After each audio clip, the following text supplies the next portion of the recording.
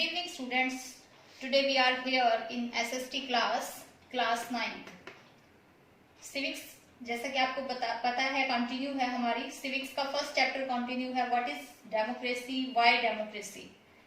Democracy word आते ही आपके mind में ये जो डेफिनेशन है डेमोक्रेसी की ये बिल्कुल सेट हो जानी चाहिए कि democracy, what is democracy. Democracy is a form of government in which rulers are elected by the people. और जो ये फॉर्म होती है डेमोक्रेसी की इसको हम रिप्रेजेंटेटिव डेमोक्रेसी कहते हैं. याद रखना इसको हम रिप्रेजेंटेटिव डेमोक्रेसी कहते हैं क्योंकि जो रूलर्स कौन होते हैं वो हमारे रिप्रेजेंटेटिव्स होते हैं. हम उनको इलेक्ट करते हैं, हमें वो रिप्रेजेंट करते हैं गवर्नमेंट में.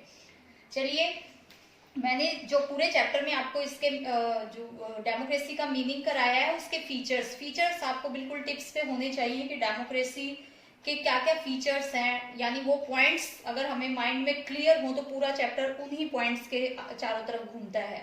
उसके बाद मैंने आपको बताया था जो चारों पॉइंट्स को डिस्कस किया था हमने, एक एक देश का जो एग्जांपल आपको बताया था, पाकिस्तान, सऊदी अरेबिया, वो आपको सब मैंने करा दिया था. उसके बाद मैंने डेमोक्रेटिक और नॉन डेमोक्रेटिक कंट्रीज जो होते हैं उनमें डिफरेंस था वो आपको बताया था कि डेमोक्रेटिक कंट्री एक नॉन डेमोक्रेटिक कंट्री से किन किन चीजों में अलग होता है. लास्ट टॉपिक आपका है, दो टॉपिक है इसमें, merits and demerits of democracy, या इनको हम ये भी कह सकते हैं कि arguments in favour of democracy and arguments against democracy. जो आर्ग्यूमेंट्स इन फेवर है वो मेरिट्स हैं और जो आर्ग्यूमेंट्स अगेंस्ट है वो डीमेरिट्स है. क्वेश्चन किसी भी तरीके से आ सकता है, पॉइंट आपको क्लियर होने चाहिए. और उसके बाद लास्ट टॉपिक है आपका इन शॉर्ट में ब्रॉडर मीनिंग, यानी कि जो डेमोक्रेसी है उसका एक तरह से ब्रॉडर मीन्स होता है बहुत बड़ा रूप क्या होता है और रियल में क्या डेमोक्रेसी आज के टाइम में है दुनिया में, लेकिन उसका डीपली मीनिंग क्या होता है और प्रेजेंट में वो है क्या. तो ये आपका टॉपिक है. शुरू करते हैं. पॉइंट फर्स्ट, मेरिट में हम पढ़ रहे हैं यानी कि हम फेवर में जा रहे हैं डेमोक्रेसी के. हम डेमोक्रेसी को क्यों लाइक करते हैं, बिकॉज डेमोक्रेसी जो होती है वो किससे बेस्ड होती है, यानी कि डेमोक्रेसी में डिस्कशन होता है, कंसल्टेशन होती है. कंसल्टेशन क्या होती है कि कोई भी चीज पहले कंसल्ट की जाती है, उसके एक तरह से सहमति मांगी जाती है, एग्रीमेंट होता है. जब सब उस पे एग्री होते हैं, डिस्कशन, क्योंकि डिस्कशन होता है तो सब उस पे एग्री होते हैं. तो डेमोक्रेसी किस पे बेस्ड है, एक तरह से डिस्कशन पे बेस्ड है. तो ये डेमोक्रेसी का एक बहुत ही पॉजिटिव एस्पेक्ट है जिसकी वजह से हम डेमोक्रेसी को लाइक करते हैं. हम पहले मेरिट्स ही पढ़ रहे हैं सारी. सेकंड मेरिट क्या है इसकी कि डेमोक्रेसी हमें सॉल्यूशन प्रोवाइड कराता है. सॉल्यूशन किस चीज का प्रोवाइड कराता है, अगर सपोज करो कोई कंफ्लिक्ट हो गया, कोई झगड़ा हो गया. झगड़ा कैसे होता है, ये अगर डिफरेंसेस हो जाते हैं, जब डिफरेंसेस हो जाते हैं तो क्या होते हैं, कंफ्लिक्ट्स होते हैं. कंफ्लिक्ट होते हैं एक तरह का झगड़ा. तो डेमोक्रेसी में बेस्ट सॉल्यूशन हमें मिलता है उसका, क्योंकि डेमोक्रेसी में कौन होता है, जो गवर्नमेंट में पावर में कौन होता है, हमारे रिप्रेजेंटेटिव्स होते हैं. तो उन झगड़ों का जो एक तरह से सॉल्यूशन है वो हमें डेमोक्रेसी में मिलता है. अगर एक डेमोक्रेसी ना हो तो वो सॉल्यूशन मिल पाना हमारे लिए सही इम्पॉसिबल हो जाता है. थर्ड इसमें, mistakes can not be hidden for long. Democracy में देखिए गवर्नमेंट कभी भी कोई भी गलत डिसीजन भी ले सकती है, कभी कोई गलती भी कर सकती है, लेकिन डेमोक्रेसी में वो मिस्टेक्स होती है वो ज्यादा टाइम तक नहीं छिपी रह सकती, क्योंकि डेमोक्रेसी में जो मीडिया होता है वो काफी ओपन होता है, उसके पास राइट्स होते हैं और वो जो मिस्टेक होती है वो पब्लिक के सामने अराइज हो जाती है. इससे क्या होता है, हमें एक ऑप्शन मिल जाता है, हमें उनकी मिस्टेक पता लग जाती है और हमारे पास ऑप्शन होता है कि हम उनको चेंज कर सकते हैं नेक्स्ट इलेक्शन के थ्रू. क्योंकि आपको पता है रिप्रेजेंटेटिव क्या होते हैं, वो इलेक्टेड होते हैं, थ्रू इलेक्शन हम उनको इलेक्ट करते हैं. उसके बाद फोर्थ जो मेरिट है या हम उनके फेवर में है डेमोक्रेसी के, हम इसलिए डेमोक्रेसी के फेवर में है क्योंकि डेमोक्रेसी किस पे बेस्ड है, प्रिंसिपल ऑफ इक्वालिटी. यानी इक्वालिटी मीन्स होता है कि समानता, यानी सब समान है. डेमोक्रेसी में सबको इक्वालिटी का राइट दिया जाता है. तो इस सिद्धांत पर आधारित है डेमोक्रेसी, इसीलिए हम डेमोक्रेसी को लाइक करते हैं. तो ये मेरिट्स है डेमोक्रेसी की. ये मेरिट्स आपको किसी भी तरीके के फीचर्स में भी आप लिख सकते हैं. अगर आपको मेरिट पता है तो आप डीमेरिट भी उसके साथ ही लिख सकते हैं, क्योंकि इन्हीं के अपोजिट पॉइंट होते हैं डीमेरिट. उसके बाद देखिए नेक्स्ट पॉइंट इसमें आता है आर्ग्यूमेंट्स अगेंस्ट या डीमेरिट्स. अब जो कोई डेमोक्रेसी को लाइक नहीं करता वो अपना अपना व्यू, अपना अपना पर्सपेक्टिव देता है कि डेमोक्रेसी इसलिए ठीक नहीं है. तो वो क्या कहते हैं कि डेमोक्रेसी जो है ना वो इंस्टेबिलिटी को बढ़ाती है. इंस्टेबिलिटी पता है क्या होता है कि यानी एक टिकाव नहीं होता, गवर्नमेंट में, क्योंकि देखो आपके पास चॉइसेस होती है डेमोक्रेसी में। अगर आपको लगता है कि ये गवर्नमेंट सही काम नहीं कर रही है तो आप क्या करते हो, उसको चेंज कर देते हो। तो कई बार ऐसा होता है कि आप गवर्नमेंट के बहुत सारे डिसीजंस को कंटिन्यूअसली लाइक नहीं करते, तो गवर्नमेंट में एक इंस्टेबिलिटी की कंडीशन बनी रहती है। जैसे इंडिया के एग्जाम्पल को ही देखें तो अभी जैसे कुछ टाइम, अभी जैसे अब जो बीजेपी की लेटेस्ट गवर्नमेंट है, चलो वो एक स्टेबल गवर्नमेंट चल रही है, बट इससे पहले हमारे यहाँ पे क्या था, गवर्नमेंट बहुत जल्दी जल्दी चेंज हो रही थी। अगर आप स्टेट में भी लगाएं तो कई स्टेट ऐसे होते हैं जहां पर गवर्नमेंट जो है वो बहुत जल्दी जल्दी चेंज हो जाती है, तो एक इंस्टेबिलिटी बनी रहती है। जैसे अभी लेटेस्ट एग्जाम्पल मध्य प्रदेश में ऐसा हुआ था। उसके बाद लीडर्स जो है वो चेंज होते रहते हैं, लीडर्स कीप चेंजिंग, यानी लीडर्स जो है वो चेंज होते रहते हैं। तो ये जो इस तरह की चीज है, तो उस वजह से वो लोग डेमोक्रेसी को लाइक नहीं करते और इसकी एक तरह से वो क्रिटिसाइज करते हैं डेमोक्रेसी को कि ये इंस्टेबिलिटी को बढ़ाती है।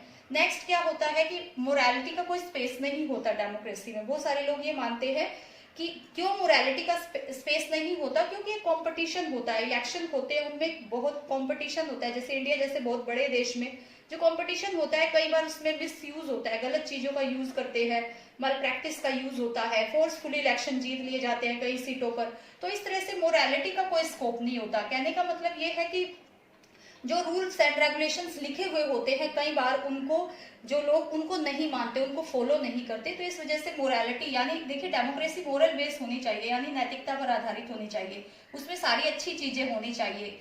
लेकिन कई बार क्या होता है कि हम किसी इलेक्शन को जीतने के लिए गलत चीजों का यूज कर लेते हैं, तो एक मोरालिटी का जो स्कोप है वो नहीं रहता कई बार, तो इस वजह से वो लोग उसको डिसलाइक करते हैं।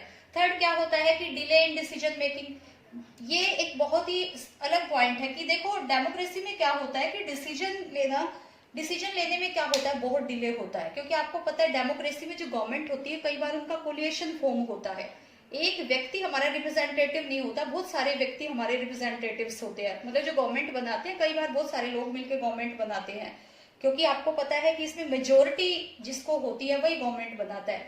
तो जब बहुत सारे लोग किसी डिसीजन को ले रहे हैं तो ऑब्वियस है कि उनमें आपस में कंट्रोवर्सी हो जाती है, कई बार एग्री नहीं करते, कोई किसी के डिसीजन पे कोई एग्री नहीं करता, तो कई बार क्या होता है कि डिसीजन जो है होते हैं वो डिले हो जाते हैं, बहुत लेट आते हैं। कई बार डिसीजन तब आते हैं जब उनका कोई यूज ही नहीं होता, तो इस वजह से व्यक्ति जो है, जबकि कहा जाता है कि जो अदर फॉर्म ऑफ गवर्नमेंट होती है डिक्टेटरशिप है, क्योंकि वहां पे एक ही व्यक्ति को डिसीजन लेना होता है, तो वो डिसीजन जो है बहुत जल्दी ले लेता है, तो इस वजह से इसमें ये इसका एक ड्रॉबैक कहा गया है। लास्ट जो डिमेरिट है, जो आर्ग्यूमेंट्स अगेंस्ट है डेमोक्रेसी के, जो डेमोक्रेसी को लाइक नहीं करते, वो कहते हैं कि डेमोक्रेसी जो है वो करप्शन को बढ़ाती है, एक तरह से करप्शन बढ़ता है उसमें। ऑब्वियस है पॉलिटिकल कंपटीशन की वजह से, क्योंकि पॉलिटिकल कंपटीशन होता है, आप बहुत गलत तरीकों का यूज करके इलेक्शन जीतते हैं, उसके बाद जो लीडर्स होते हैं या जो ऑफिसर्स होते हैं वो करप्ट हो जाते हैं। तो इस वजह से ये जो इसको लाइक नहीं करते, जो इसके अगेंस्ट है, वो कहते हैं कि इसमें करप्शन और एक पॉलिटिकल कंपटीशन जो है वो बहुत ज्यादा हो जाता है। तो ये मेरिट और डिमेरिट्स हैं डेमोक्रेसी की। उसके बाद मैंने आपको पहले बता दिया है कि जो लेटेस्ट फॉर्म है डेमोक्रेसी की वर्ल्ड में, वो रिप्रेजेंटेटिव डेमोक्रेसी है। तो अब रिप्रेजेंटेटिव डेमोक्रेसी और ब्रॉडर मीनिंग ऑफ डेमोक्रेसी, मैंने इसलिए ये लिखा है यहाँ पर क्योंकि इनमें थोड़ा सा डिफरेंस है। लास्ट टॉपिक है हमारा broader meaning of democracy.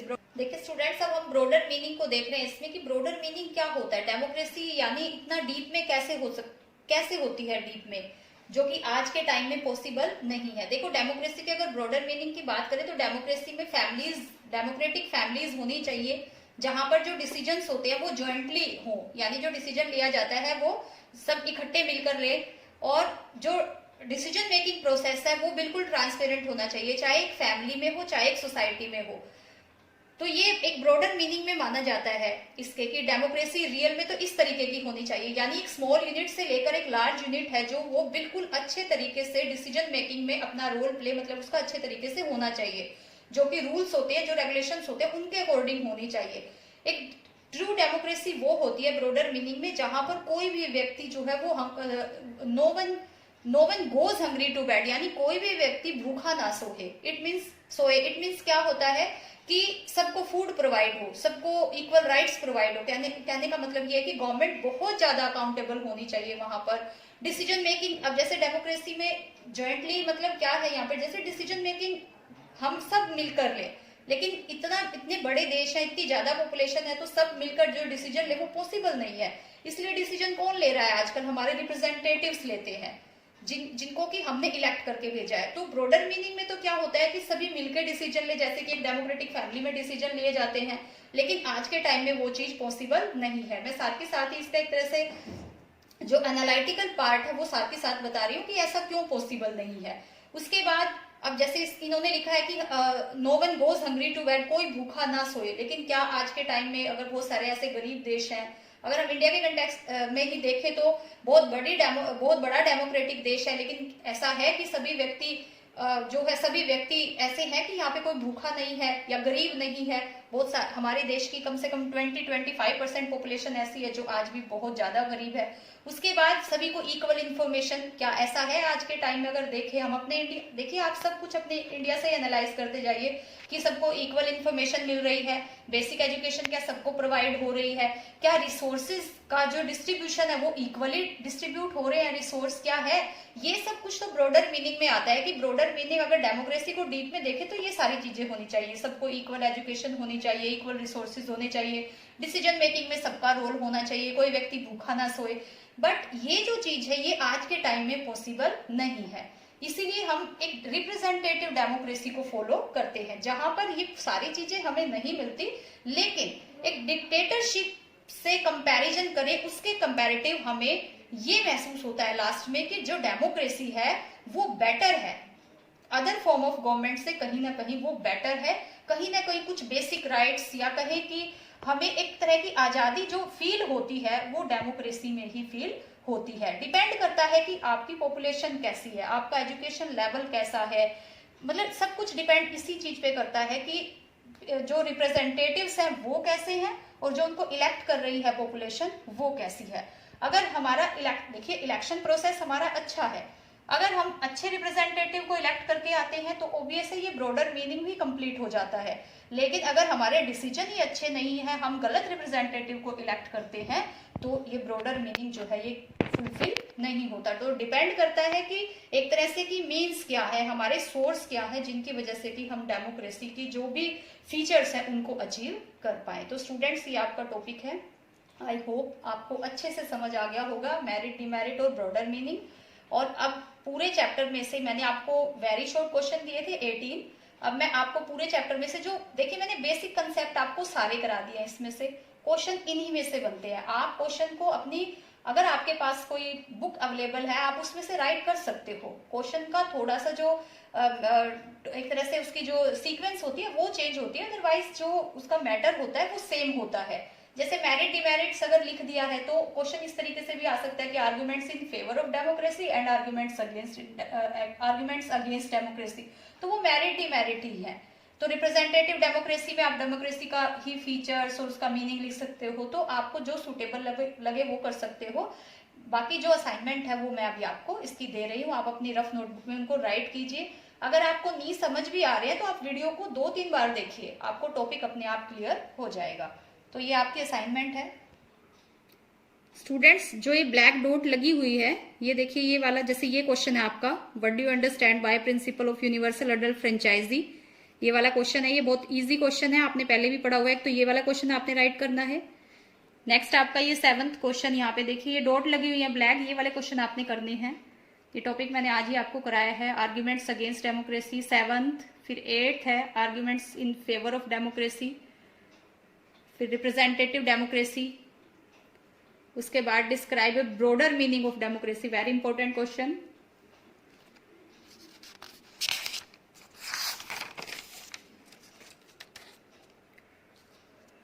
This question and last